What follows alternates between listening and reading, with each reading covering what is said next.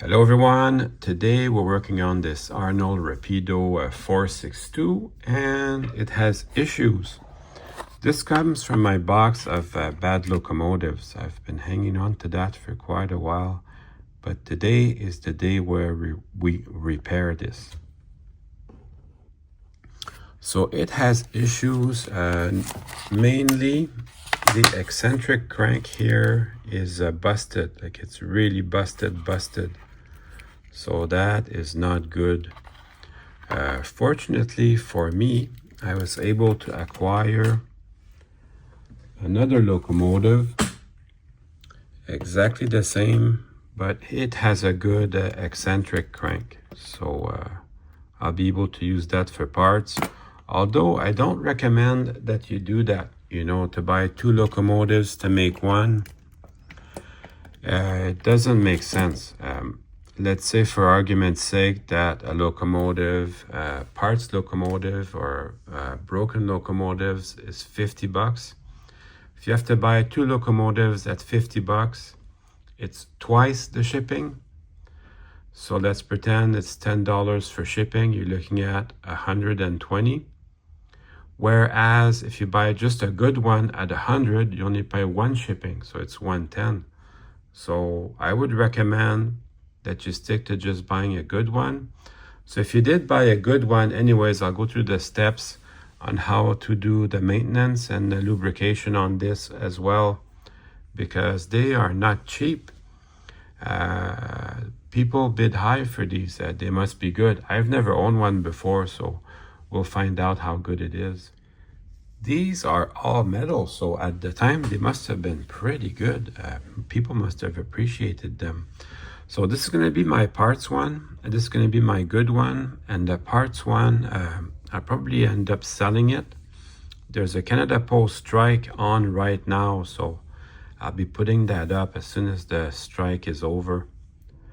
So let's just tear into them.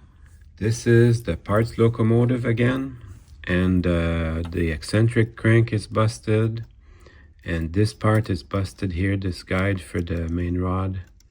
It's busted, it's completely out of where it goes, so that it definitely has issues. But I'll see if I can get it going. I have found an old piece of foam that I can use as an engine cradle. So this is the part that I need to repair the other one. And I fear that if I just yank on it, I might break it off completely. I mean, this plastic is 30, maybe 40 years old. So I don't want to do that. So we're going to have to tear into the whole engine and try to work it out from there. So let's tear into it. I'm going to remove the tender first just to make it easier for me to work. You can see one of the wires is disconnected. So could have been one reason this locomotive was junked. You can see there's a hole for each wire under each truck. So it's connected somehow. So let's do the tender first. This piece of foam is good. It really does help me. I'm assuming that the tender can be removed by unscrewing these two screws. Get yourself an old box of some kind to keep your screws organized.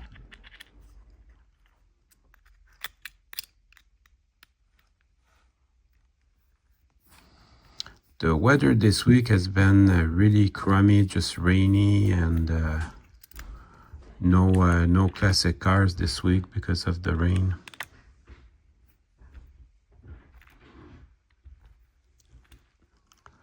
So that's the perfect weather for playing with your trains. Also, there's a little logic to these. You have to be careful. So this picks up electricity because there's two wires, I'm assuming, from each side of the track. So you have to look at your trucks and decide which way is isolated and which way is picking up electricity. So as you remove them, it's good to take pictures or make YouTube videos. Okay, I've got it figured out. So this side, you can see the metal is worn just a little bit. So that's blackened metal. And then this side is just plastic. So that's how they did it. So this one picks up electricity like that. Picks up from this side of the track, and this one picks up for that side of the track. So it's important when you put it back that they go back exactly as they were. Because of course I take that apart to clean them. We'll put that there, and then I'll see how to remove the bottom. It is not particularly hard to work on these. You just pry from the bottom. There's 2 tabs here that hold the tender floor. I probably didn't even need to remove the trucks from them. So the 2 wires are soldered to these terminals. So I have to resolder that before I put it back together. That doesn't look too hard. There's a little weight. But that is a good model. I'm really impressed. So if I wanted to remove the tender, put it far away from the engine, I would have to desolder this.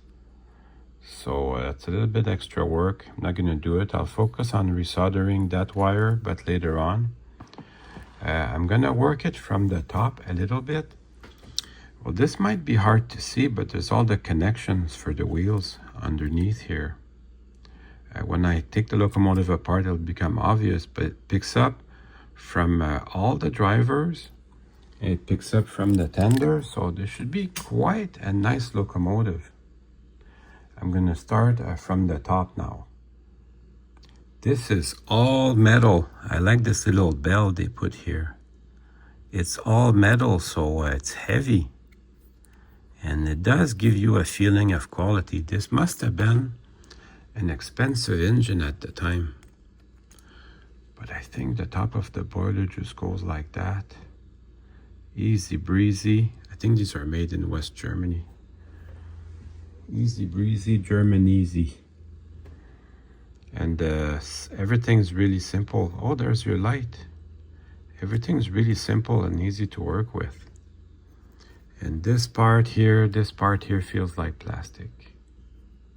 But it still looks very good. Let's take a look at this boiler here. It's nice and heavy. The boiler is all metal. Oh yeah, this light would shine through that very nicely. I'm sure this runs. These motors are great. I've got a few, I've got one more Rapido like this, and the motor is awesome. So that's all you have from the top. You can see this little circuit board here. That's all your contacts for the wheels. Would that be easy to remove? Kinda. I'm gonna see how about removing this motor here, how that works. There's one little screw on this side. I think that is all it takes to mount the motor. I'm gonna try to get some lighting in there for you. Just one screw.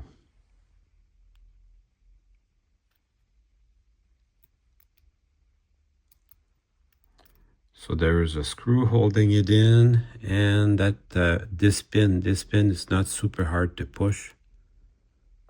But that pin and that screw gives you adjustment. So you can adjust how high the worm gear is compared to this gear. So you can adjust it quite nicely. Then this is just a piece of mica, but it pins down the contacts for the motor. So that should be removable from the locomotive, and with it comes all this valve gear, which I need to be careful with. I think I will remove the excenter rod from the crank. Again, being very careful because that's the part I need. But that I don't really have too much choice. I have to yank on it. I was very, very careful. I used my X-Acto blade and I slowly removed it from there. And that should allow me to lift the contacts. Yes. And this crank pin, the support for the crank pin, that should just I should just be able to wiggle this out. Yes, that's it. It just wiggles out from the support, and then this can slide out. And then all I have to do is remove my drivers. So we're on the way. We are on the way to getting this done. This little light bulb, it'll just fall out. I hope it still works. I made a nice video where I removed, I had one light bulb that was burnt out from my 2882, and replaced that with an LED. That was an easy project, so you can go ahead and watch that video if you like. And then what else we've got? I can remove these 2 screws and then start removing the drivers. And as I'm handling this, probably should have removed these 2 screws and removed the trailing truck and the pilot truck. Should probably have done that first, just to alleviate some frustrations. This is the reason why I'm starting with my parts engine, because I have never ever done this before. So I start with my parts engine. That way, if I mess up something, it won't be as sad. Although I'm fairly confident that I can make this nice.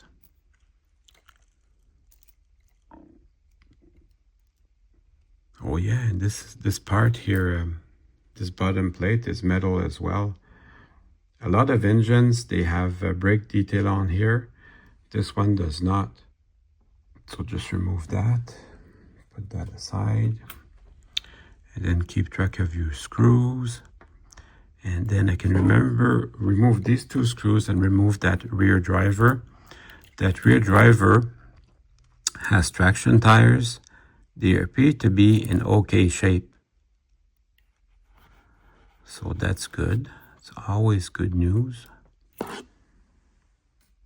Then don't lose these screws. That would be bad.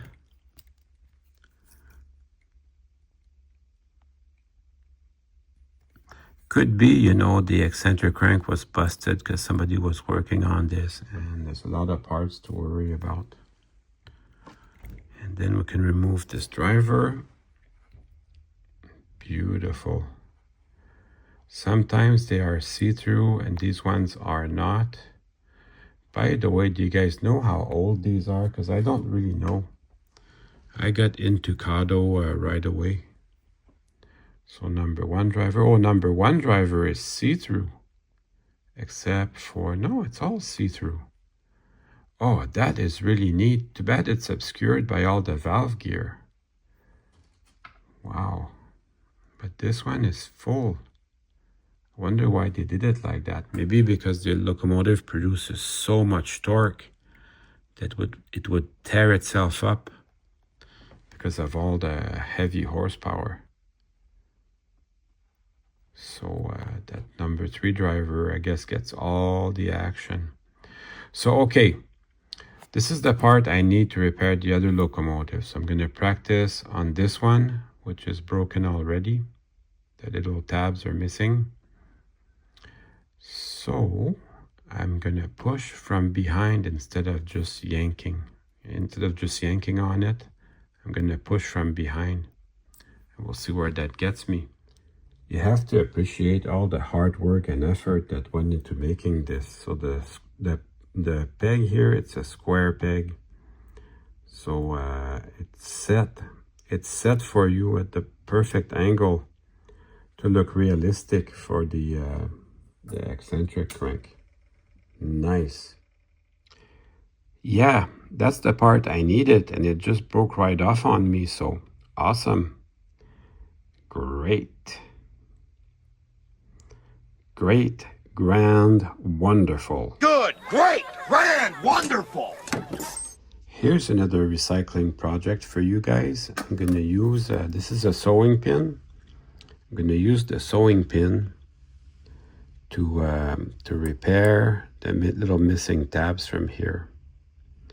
And I guess I'm going to try and glue this back together and put that back. So I'll use the sewing pin and use that to repair the eccentric crank. I'm going to drill it with my my jeweler's drill, one of my smallest drills. I'll drill that, and then I'll cut the sewing pin to size. I'm going to patiently drill through this. I found a drill that was about the same size as the sewing pin. That's going to take a minute. Then I'll shorten my sewing pin to the proper size. I could have saved myself a bunch of time. I could have done this on the locomotive. I didn't have to take everything apart to get to that. Anyways, here we are.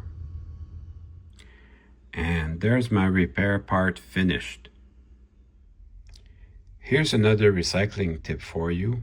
Whenever you need a rod or anything cylindrical, you can use paper clips. They're all different sizes.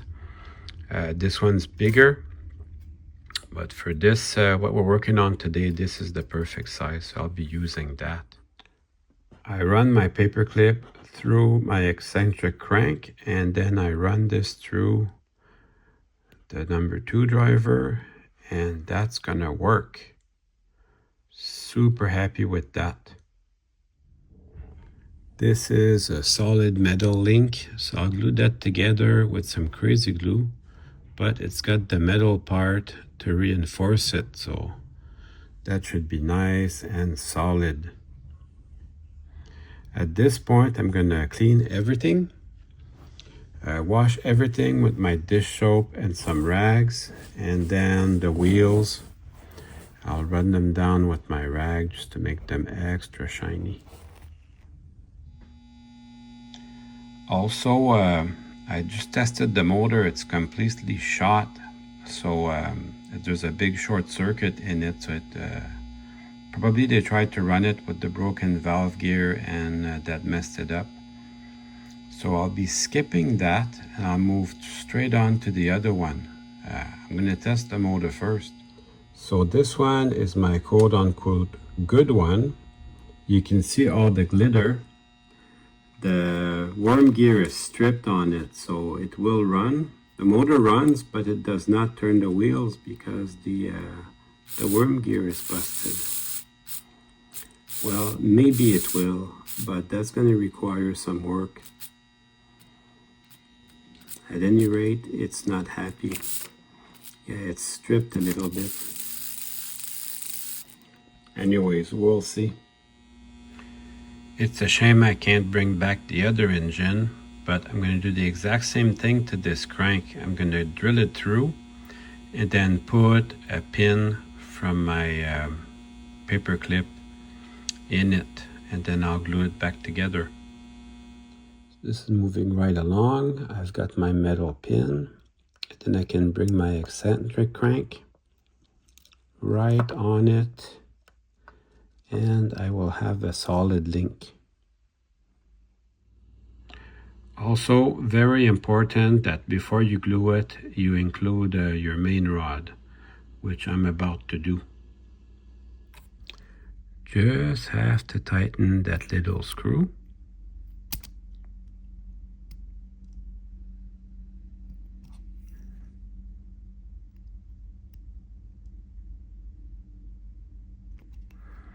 And add my eccentric crank. And then that side will be done. Then I can assemble the other side just like this one. Other side's done. Now I have to worry about my worm gear. Yeah, so that's what it's like. It's like, you could say this has issues. It's not pretty.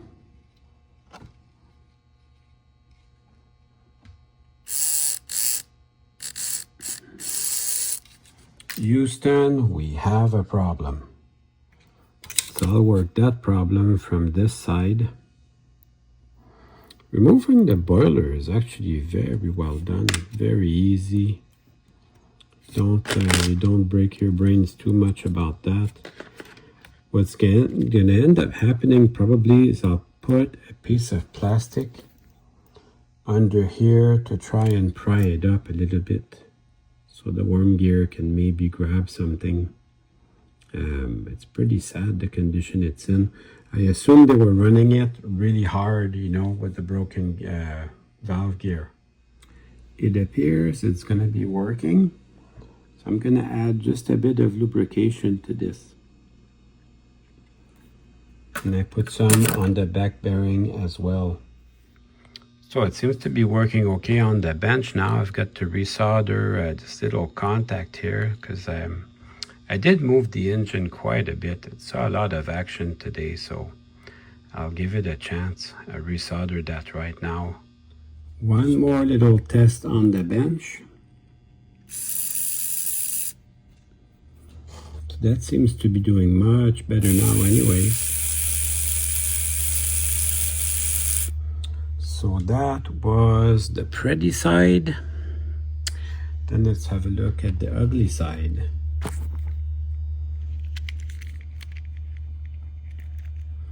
Then let's test it out as well.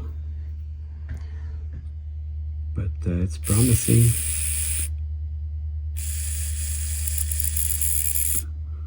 Yeah, that's a very satisfying repair. Let's go try it on the track. Well, it looks like it's gonna pull through.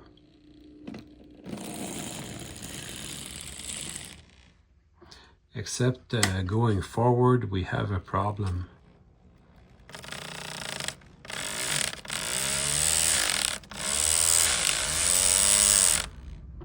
Well, I've got another ace up my sleeve. I'm gonna try something. But it runs very nice backwards, so I hope I can make it work as good forward. I'm really proud of my eccentric crank repair. That worked out great. Now I'm gonna try, there's one more thing I can try maybe to help the worm gear. I won't be making a new engine out of this, but I'll see if I can put a little piece of plastic under the shell here to apply pressure on this part, maybe to lower it. We'll see how that works out. I'm using this piece of plastic maybe as a spring. We'll see. Anyways, it's worth a try. It's not very fancy, but I'm almost getting there. So I got it to move forward. Doesn't sound too good going backwards now, but at least I got it to move forward. Here's what I did. I made just a little bracket in the back just to prop up the motor shaft, just so the worm gear contacts that main gear. So I guess we're up and running. And now it's time to run some trains. I don't have any Crescent Limited cars, but I've got these Santa Fe Pullmans, which are green, so we'll use that for today. All aboard!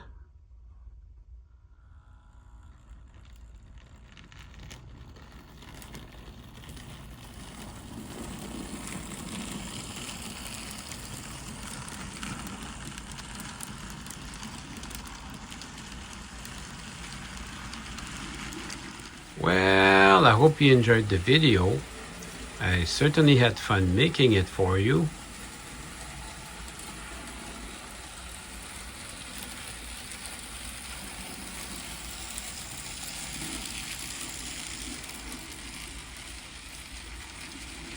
See you soon.